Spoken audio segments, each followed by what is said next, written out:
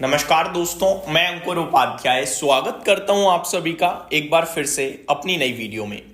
दोस्तों, भारतीय बाजार गिरकर बंद हुआ है। इसके बारे में मैंने ऑलरेडी आप सभी के साथ वीडियो बनाई है, डिस्कशन किया।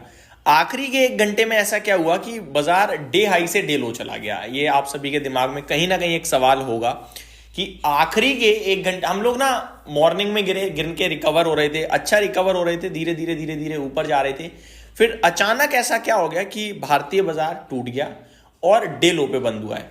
मेरे हिसाब से एक्सपायरी का प्रेशर था, लेकिन एक्सपायरी का प्रेशर था 25,900 950 तक, उससे ज्यादा नहीं था। 25,900 पे भी कॉल राइटिंग हो रही थी, बट उतनी एग्रेसिव नहीं थी। पुट राइटिंग तो थी नहीं, तेजी करने वाला तो बिल्कुल मिसिंग था। तो आज जो बाजार गिर गया ना, प्रॉपर आप ये मान लो कि तेजी करने वाला टोटली गायब था। इंडेक्स लेवल पे जो ट्रेडर्स हैं उनकी बात कर रहा हूं मैं, ये एक कारण था। अगर आप इसके पीछे कोई लॉजिक लगाने की कोशिश कर रहे हो, जैसे कि अमेरिका का बाजार नीचे होना, ये गिर जाना, वो हो जाना, टोटली वेस्ट ऑफ टाइम है, क्योंकि कोई लॉजिक काम नहीं करेगा। एक ही चीज थी, ऑप्शन चेन का डेटा जो दर्शा रहा था कि आज बाजार ऊपर नहीं जाएगा, नीचे कितना जाएगा वही जहां तक कॉल। देखो, कॉल राइटर लालच में आता गया। पहले उसने 26,200 बेचा, निफ्टी 26,100।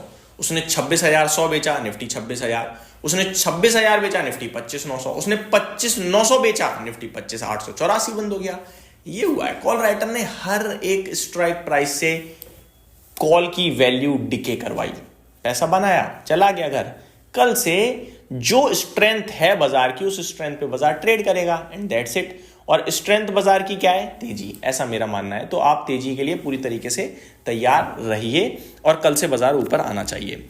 लेकिन इन केस ऊपर नहीं आता है और हमारा व्यू गलत पड़ता है तो क्या? तो अब यहां पे हम अपनी स्ट्रेटेजी बनाने की कोशिश करेंगे, जो मैं आप सभी के साथ शेयर करने जा रहा हूं। मेरे लिए सबसे छोटा और बिल्कुल जो बीटीएसटी ही करते हैं ना कि भैया मैं तो हूं प्रॉपर लेवल वाला बंदा, लेवल के हिसाब से घुसूंगा, निकलूंगा और वेट करूंगा, तो उनसे मैं कहूंगा बहुत ही छोटा लेवल देने जा रहा हूं आपको। 25,884 पे आज बंद हुआ है। 25,800 यानी केवल 84 पॉइंट का स्टॉप लॉस दे रहा हूं। इसके नीचे जब तक बंद ना हो, आप बैठ जाओ दोबारा सीट की पेटी बांध के, और दोबारा 26,200 यानी यहां से 300 पॉइंट का मूव के लिए आप खेलो। 1:3 से ज्यादा का आपका रिस्क रिवॉर्ड आ रहा है, ठीक है।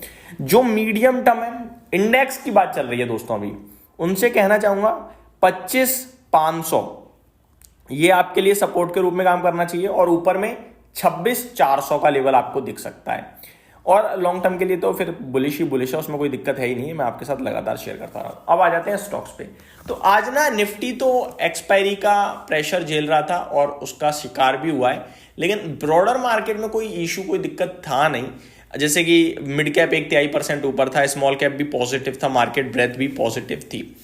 ऐसे में मैंने आप सभी के साथ आज एक वीडियो शेयर करी थी जहां पे मैंने आपको बताया रिसेंटली लिस्टेड स्टॉक सेक्शन में, जिसमें कैपिलरी उस समय 14% ऊपर था, ये दिन के दौरान 20% ऊपर तक गया। आई थिंक 7.5 नहीं, 20% तो नहीं गया। आई थिंक 732 पे बंद हुआ है, 750 का इसने हाई लगाया है, तो ऑलमोस्ट 17% ऊपर बंद हुआ है, तो 20% तक ही गया है, मेरा ये मानना है। दिन के दौरान ये स्टॉक काफ़ी बढ़िया तेजी देखने को मिली है इस स्टॉक में आज के सेशन में, तो ये कमाल कर रहा था एक स्टॉक। बाकी आज फिजिक्स वाला में भी बढ़िया मूव था, 4.5% का हमें ऊपर की तरफ का मूव दिखा। ग्रो में 6% का मूव आया। एट द एंड तो बाजार में इंडेक्स ऐसे जा रहा था, लेकिन स्टॉक्स ऐसे जा रहे थे, तो ये डिफरेंट एक केस बना आज बाजार में काफ़ी दिन बाद। इसीलिए मैंने वीडियो में कहा भी था कि आज तो बोल दो कि भाई आज केवल इंडेक्स नीचे था, पोर्टफोलियो अच्छी है। तो ये आपके लिए कुछ स्टॉक्स थे जो एक्शन में थे। और मैंने वीडियो में कहा था कि 2 स्टॉक्स में डिस्कस करना चाहूँगा इन्वेस्टर्स के लिए, जिसमें एक न्यूट्रल साइड पे मुझे रिलायंस पॉजिटिव दिख रहा है। न्यूट्रल पॉजिटिव यानी कि ऊपर ऊपर से, कि यार चल रहा है, चलने देते हैं और ध्यान देते हैं पॉजिटिव। और एक दिख रहा है मुझे valuation, fundamental, financial, earnings, current भाव, इन सबको देखते हुए अच्छा, वो है सिप्ला। और ये मैं आज से 2 महीने से कह रहा हूं, अभी तक कोई मूव नहीं आया। मेरे को कोई रिग्रेट नहीं है, शेयर बाजार मेरे हिसाब से थोड़ी चलता है, अपने हिसाब से चलता है। इसके बारे में मैं आप सभी के साथ आज डिटेल डिस्कशन भी करूंगा। प्लीज़ चैनल के साथ बने रहिए। सिप्ला के बारे में कि क्यों मेरे को अच्छा लग रहा है और क्या इसके लिए बेटर हो सकता है आगे चलकर, और इसमें क्या व्यू बन रहा है, कितने लेवल्स तक आ सकते हैं आपके लिए।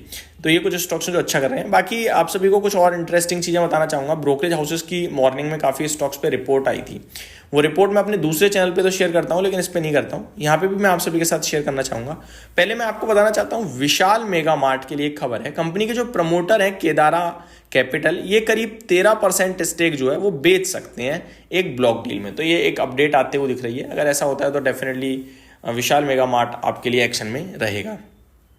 ठीक है, अब मैं आप सभी के साथ बात करता हूं ब्रोकरेज हाउसेस की। जैसा कि मैंने आपसे कहा, रिपोर्ट आती रहती है ब्रोकरेज हाउसेस की। HDFC बैंक पे मैक्वायरी बुलिश है, आउट परफॉर्म की रेटिंग दे रहा है, 1200 रुपये का लक्ष्य दे रहा है। टाटा मोटर पैसेंजर व्हीकल्स पे HSBC होल्ड की रेटिंग दे रहा है, 400 रुपये का लक्ष्य है। सुप्रीम इंडस्ट्रीज पे JP मॉर्गन ओवरवेट की रेटिंग के साथ 4200 का टारगेट दे रहे हैं, लेकिन उन्होंने टारगेट कट किया है। पहले इनका 4760 का था। IOC पे इन्वेस्टेक की सेल की रेटिंग है, 145 रुपये का लक्ष्य है। HPCL पे भी इन्वेस्टेक की सेल की रेटिंग है, 425 का टारगेट है। BPCL पे भी इनकी सेल की रेटिंग है, 330 का टारगेट है।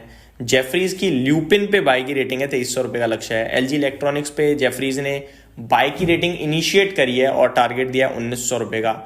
मैक्स हेल्थ केयर पे सिटी की तरफ से बाई की रेटिंग है, 1460 का टारगेट है। शैली इंजीनियरिंग्स पे UBS की तरफ से बाई की रेटिंग आई है, 4000 रुपये का लक्ष्य है। तो ये स्टॉक्स हैं जो ब्रोकरेज हाउस को पसंद आ रहे हैं। ये मेरी तरफ से अपडेट थी। उम्मीद करता हूँ डिटेल्स पसंद आई होंगी। Thank you so much for watching this video. Have a great day guys.